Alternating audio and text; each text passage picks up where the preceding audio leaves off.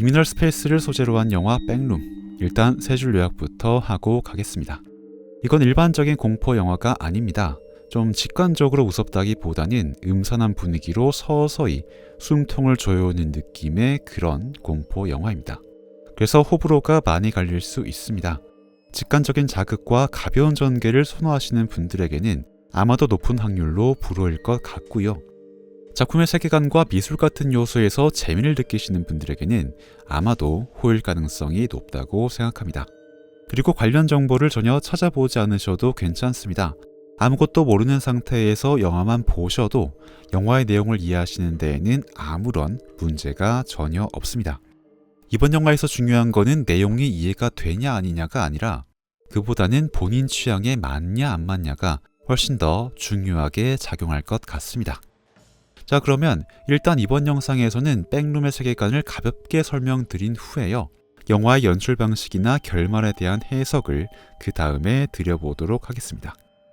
이번 영화 백룸의 세계관은요, 미국의 한 인터넷 커뮤니티에 올라온 이 한 장의 사진으로부터 시작되었습니다. 그리고 이 사진을 올린 익명의 유저는 이러한 문구를 덧붙여 놓았습니다. 조심하지 않고 잘못된 곳에서 현실 바깥으로 튕겨져 나가면 당신은 백룸에 도착하게 된다. 그곳엔 오래되고 축축한 카페트의 악취, 끝없이 이어진 노란색 벽지, 심하게 윙윙거리는 형광등의 소음, 그리고 무한히 펼쳐진 빈 방들만이 존재한다. 만약에 무엇인가가 움직이는 소리를 듣게 된다면 신에게 기도를 올려라. 그것 또한 너의 소리를 듣고 있을 테니까. 미묘하게 기울어진 것처럼 보여서 현실감이 떨어지는 사무실 사진에다가 의미를 알 수 없는 기묘한 이야기가 덧붙여져서 현실에서 잘못 미끄러지면 도달하게 된다는 현실 너머의 뒷공간, 일명 백룸에 대한 상상은 이렇게 탄생했습니다. 이 착상에 열광한 사람들은 인터넷 커뮤니티를 통해서 점점 더 다양한 아이디어들을 여기에다 덧붙이기 시작했는데요. 그 작업에 참여한 사람들 중에는 아직 10대에 불과했었던 소년 케인 파슨스도 있었습니다. 그는 이미 10대 중반 시절부터 여러가지 컨셉 영상을 유튜브에 올려왔었습니다. 그리고 그 중에는 진격의 거인을 마치 실제로 존재했었던 역사물처럼 만들어낸 이런 영상들도 있었죠. 마치 세계대전 시절의 실제 전장에서 직접 촬영한 것 같은 이런 느낌의 영상으로 진격의 거인 세계관을 새로운 느낌으로 재창조하면서 그는 이미 엄청난 명성을 얻은 상태였습니다. 이런 영상들을 고작 16살 무렵에 만들어냈었으니까 그의 천재적인 감각이 어느 정도인지는 충분히 짐작이 되실 겁니다. 그랬던 케인이 그 다음에 제작하기 시작한 것이 바로 백룸의 컨셉 영상들이었습니다. 그는 진격의 거인에서 그랬던 것처럼 백룸이 우리의 현실 세계에 실제로 존재한다는 가상의 설정을 세운 다음에 과거에 백룸으로 넘어갔었던 누군가가 영상을 남겨놓았다는 컨셉으로 파운드 푸티지 영상을 만들어내기 시작했습니다. 그리고 진격의 거인에 이어서 이 시리즈 또한 엄청난 반응을 이끌어냈고 덕분에 케인은 고작 20살에 불과한 나이에 현 시점 가장 핫한 영화사 중 하나인 A24와 협업을 하게 됐습니다. 이번 영화 백룸은 그렇게 만들어진 거죠. 케인은 지금까지 다양한 설정을 백룸 시리즈에 더해 왔었습니다. 그 중에서 가장 중요한 것 중에 하나가 바로 에이싱크라는 가상의 회사인데요. 케인이 만들어낸 설정에 따르면 에이싱크는 백룸으로 통하는 문을 직접 만들어낸 기업입니다. 에이싱크는 백룸에 무한한 공간이 존재한다는 사실을 확인하고 이 땅을 부동산으로 개발해서 사업에 활용하려는 엄청난 청사진을 그리고 있는 기업이기도 하죠. 하지만 이번 영화에서는 초반부에 잠깐, 또 결말부에만 아주 잠깐 등장을 하고 있습니다. 거기다가 아직 백룸의 기본적인 조사에도 어려움을 겪고 있어서 백룸의 맨몸으로 진입한 주인공들에게 오히려 이 공간에 대한 질문을 하는 모습까지 보이고 있죠.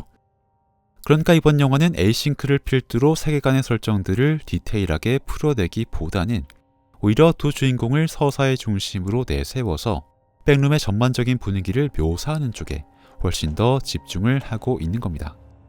그리고 저는 그 방식이 굉장히 영리했다고 생각하는데요. 그 부분에 대해서 자세히 말씀드려 보겠습니다. 일단 백룸이라는 개념 자체는요, 사람들이 게임을 플레이하면서 겪었었던 경험에서 비롯된 겁니다. 게임을 하다 보면 내가 조작하는 캐릭터가 개발자의 실수로 만들어진 게임의 빈틈으로 빠져버릴 때가 있는데요. 그때 우리들은 지금까지 봐왔었던 정상적인 게임 플레이의 이면에 있는 이 세계의 뒤편을 보게 됩니다. 그리고 이런 경험은 어떤 사람들에게 이런 상상을 하도록 만들었을 겁니다. 게임에 이런 뒷공간이 있는 것처럼 혹시 우리가 사는 현실 세계에도 이런 숨겨진 뒷공간이 존재하지 않을까? You spoke about being in a simulation earlier. What percentage would you attribute to that?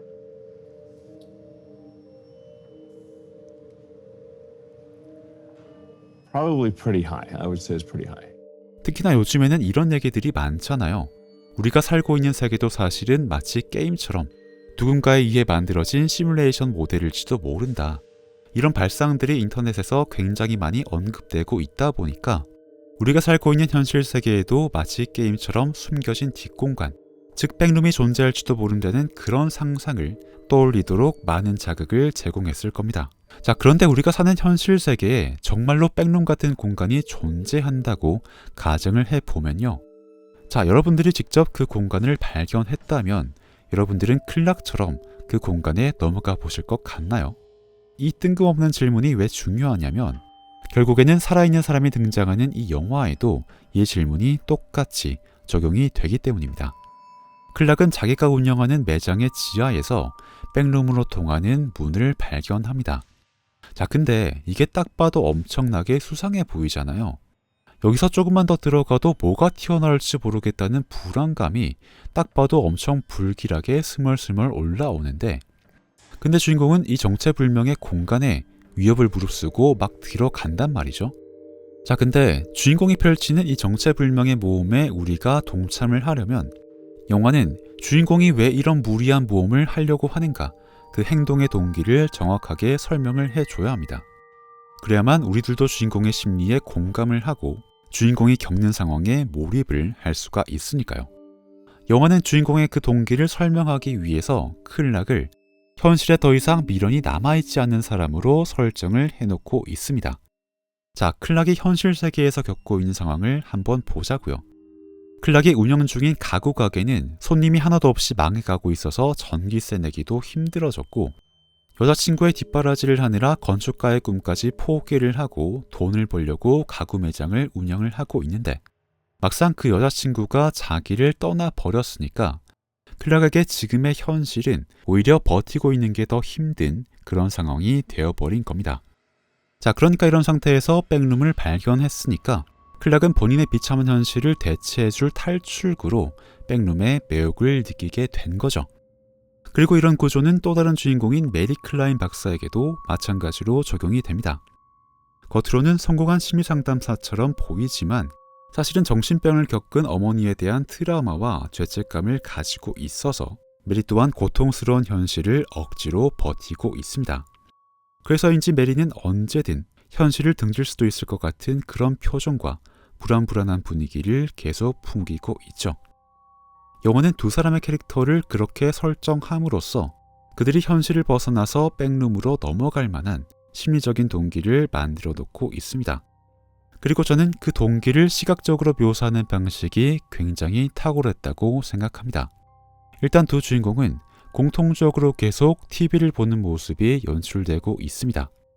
클락은 자기보다 잘 나가는 경쟁 가구 매장의 사장을, 메리는 완벽한 전문가로 포장된 광고 속의 자기 자신을 TV를 통해서 바라보고 있죠. 그리고 메리의 광고를 통해서는 이런 멘트가 나옵니다. 당신의 창을 열어라. 그러면 새로운 세상이 펼쳐질 것이다. 여기서 창을 연다는 건 비참한 나의 현실을 뛰어넘어서 새로운 영역으로 건너갈 수 있는 통로를 연다는 걸 은유하는 겁니다. 그러니까 여기에서 가리키는 창은 클락과 메리가 자신의 현실 대신 바라보고 있는 이상적인 모습을 비춰주고 있는 TV의 화면이기도 한 것이죠. 그리고 그와 동시에 그 창은 궁극적으로 현실에서 백룸으로 넘어갈 수 있는 저 청색 테이프 문을 은유하는 것이기도 합니다.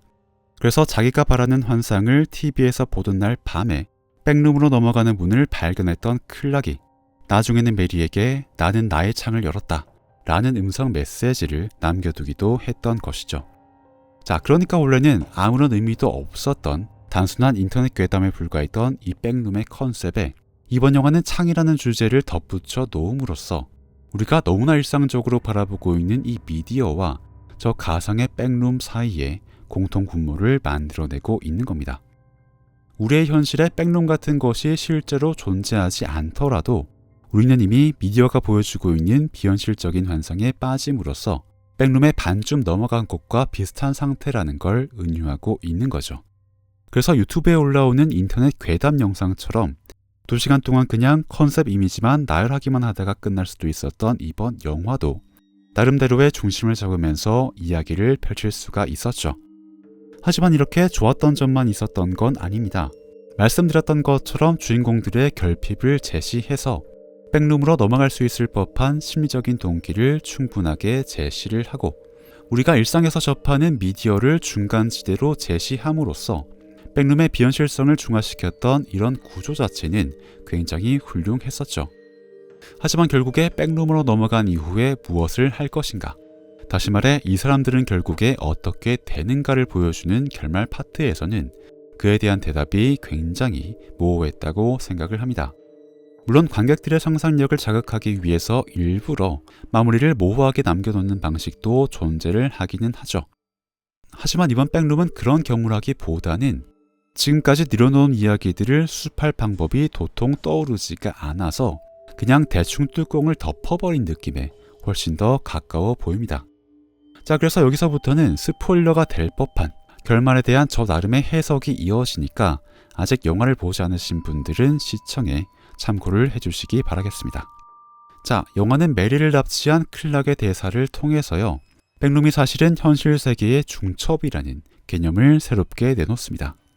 지금까지의 과거와 현재, 그리고 미래의 모습이 모두 합쳐져서 만들어진 결과값이 바로 백룸의 모습이라는 거죠. 그래서 클락이 마치 식구처럼 대하는 백룸 속의 몬스터들도 하나의 얼굴에 여러 시점의 모습이 겹쳐있는 그런 끔찍한 모습이 표현되기도 하죠. 거기다가 클락을 물어 죽이는 거인 선장의 모습을 보면은 현실 속의 클락이 백룸의 버전으로 변형된 그런 모습으로 보이기도 하죠. 자, 참고로 이 몬스터, 이 백룸의 엔티티를 연기한 배우는요, 에일리언 로물루스에서 변종 에일리언을 연기하기도 했었던 농구선수 출신의 배우 로버트 보브로츠키입니다. 이분은 231cm의 엄청난 키를 가지고 계셔서 이런 역할을 계속 전문으로 하시고 있는 것 같아요. 그래서 키 하나만큼은 별다른 분장을 하지 않고 그대로 연기를 하고 계시는 거죠. 자, 어쨌든 이번 영화는 현실이 중첩된 결과물이 백룸이라는 설정을 내놓으면서 이거를 영화의 결말에도 활용을 하고 있습니다. 메리가 마지막에는 거인 선장에게 쫓기다가 에이싱크 사람들에게 잡혀버리잖아요. 그래서 분위기가 심상치가 않으니까 이제 자기를 어떻게 할 거냐고 물어보는데 에이싱크의 연구원인 필은 그건 내 소관이 아니다 라고 말하면서 조금 미안해하는 표정을 지어 보입니다. 아마도 메리에게서 정보를 다 얻고 나면은 메리는 어쩔 수 없이 죽일 수밖에 없다. 약간 그런 뉘앙스가 필의 표정에서 충분히 읽히죠. 그래서 메리도 그거를 눈치를 채고 절망적인 표정을 짓습니다. 근데 그러다가 몇 초 뒤에는 갑자기 또 해탈한 것 같은 표정을 지어 보여요. 그러면서 굉장히 갑작스럽게 영화도 끝이 나버리죠. 자, 이런 결말이 왜 나왔냐면요, 클락이 말했었던 것처럼 모든 것이 결국에는 지나가는 과정에 불과하다면 지금 내가 겪고 있는 고통도 나중에 돌이켜보면 백룸에 중첩되는 그 결과물의 일부에 불과할 테니까 굳이 여기에 집착하면서 필요 이상으로 고통스러워할 필요가 없다는 결론으로 이어지기 때문입니다. 그래서 영화는 마지막에 메리의 트라우마를 만들어냈었던 핵심 장소, 어린 시절의 메리가 사실상 감금됐었던 그 방이 시간의 흐름에 따라서 공허의 상태로 돌입하는 과정을 계속해서 보여줍니다. 그러니까 메리가 겪었었던 그런 트라우마들 또한 시간이 지나고 나면 결국에는 아무것도 아닌 상태가 되어버릴 테니까 굳이 일시적인 상태에 집착해서 고통을 느낄 필요가 없다는 그런 결론을 내놓고 있는 거죠. 자, 그래서 메리는 죽음이 예고된 상태에서도 해탈한 듯한 표정을 지을 수가 있는 겁니다. 어차피 모든 것이 결국엔 무로 돌아갈 테니까 그 과정의 일부에 불과한 지금 이 순간에도 굳이 일희일비하면서 고통을 느낄 필요가 없다는 거죠. 그런데 이게 얼핏 보기에는 힙한 결론 같기는 합니다. 얼핏 보기에는 불교에 나오는 재행무상 같은 그런 개념 같기도 해요. 자, 근데 실제로 영화를 보신 분들 입장에서는 어땠습니까? 뭔가 화장실에서 볼일을 보다가 중간에 부득이하게 끊고 나와버리는 그런 느낌이 훨씬 더 강하게 들지 않으셨나요? 모든 것은 결국에 허무로 돌아간다. 백룸은 그 중간 과정을 중첩시켜 놓은 결과물이다. 이런 식으로 결론을 내버리니까 일단 새롭게 느껴지기는 하는데, 그거를 2시간 동안 지켜봤었던 우리 입장에서는 그 이야기가 이렇게 들리는 겁니다. 우리가 2시간 동안 봐왔던 그 과정들도 전부 다 홈으로 돌아가기 위한 중간 단계일 뿐이니까 그 모든 과정도 결국에는 아무런 의미가 없었던 것 아니냐라는 결론으로 빠지게 되는 거죠. 자, 특히나 영화 속에서 벌어지는 모든 사건들은 인과관계에 따라서 벌어지는 거잖아요. A라는 사건 다음에는 B라는 사건이 오니까 A를 지켜봤었던 우리들에게 B를 지켜볼 의미도 생기는 건데, 근데 갑자기 짜잔, A든 B든 간에 결국에는 전부 다 험으로 돌아간답니다. 여기에는 아무런 의미가 없어요 라고 해버리면은 그 A랑 B랑 C를 가슴 졸이면서 지켜봤었던 입장에서는 갑자기 그냥 김이 팍 새버리는 거죠. 백룸의 핵심적인 매력은 도대체 이게 전부 다 뭐지? 어떻게 만들어진 거지? 라는 질문을 계속 던지게 만드는 것에 있었습니다. 근데 영화는 거기에다 대고 사실은 이거 전부 다 아무것도 아니다 라는 대답을 내놓아 버린 겁니다. 그래서 관객이 던졌었던 그 질문들, 그 호기심들을 전부 다 의미가 없는 것으로 만들어 버리고 있는 거예요. 그렇기 때문에 이 결론이야말로 이 영화가 가지고 있는 가장 큰 패착이었던 거죠. 결핍을 가진 주인공을 내세워서 백룸으로 넘어가는 동기를 만들어주고, 우리가 일상적으로 바라보는 미디어를 백룸의 중간 단계로 운유하는 발상 자체는 굉장히 좋았지만요, 결국엔 이게 모두가 의미 없다는 식으로 결론 짓는 방식 자체는 굉장한 무리수였다고 생각을 합니다. 거기다가 이거를 아무리 좋게 해석을 해주려고 해도 이거는 애초에 불교적인 사상으로 해석할 여지도 굉장히 적어요. 왜냐하면은 불교는 모든 것은 다 연결되어 있으니까 특정한 것 하나에 집착을 하지 말라는 이야기를 하는 거거든요. 다시 말해서 모든 것이 다 공으로 돌아가니까 그 어떤 것에도 의미가 없다는 그런 허무주의랑은 완전히 결이 다른 겁니다. 그러니까 불교에서 개념적인 모티브를 따왔다고 결말을 포장할 수도 없는 거예요. 이거는 애초에 불교의 세계관과 맞지가 않는 겁니다. 거기다가 케인 파슨스 감독은 자신이 만든 백룸 세계관을 시리즈물로 확장할 계획까지 세우고 있는데요. 갑자기 이 모든 것은 중간 단계에 불과하고 모든 것은 공으로 돌아간다?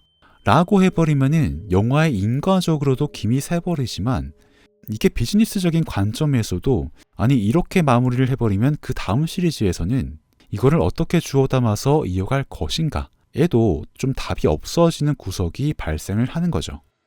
그래서 전반적으로 되게 이야기 구성도 괜찮고 미디어를 활용한 착상도 굉장히 좋았고 또 세트장 미술도 굉장히 좋았는데, 결말 때문에 이 모든 게 조금 흐지부지된 느낌이 굉장히 강하다, 그런 게 좀 아쉽다고 느껴졌었고요.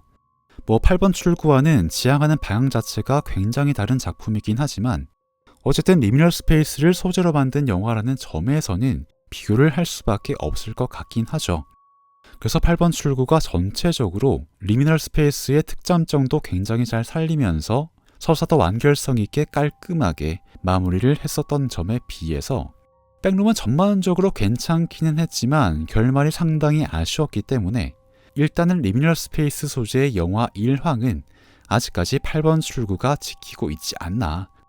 자, 하지만 이런 아쉬운 점이 있는 반면에 게임과 인터넷 문화에서 가져온 세계관으로 고작 20살의 창작자가 헐리우드 장편으로 감독 데뷔를 했다라는 거는 기존에는 전혀 없었던 새로운 현상이기 때문에 코로나 이후에 전반적으로 침체를 겪고 있었던 영화 시장에도 소재적으로나 제작적으로나 새로운 시도가 이어질 수 있는 활로가 되지 않을까, 그런 생각도 하게 됐습니다.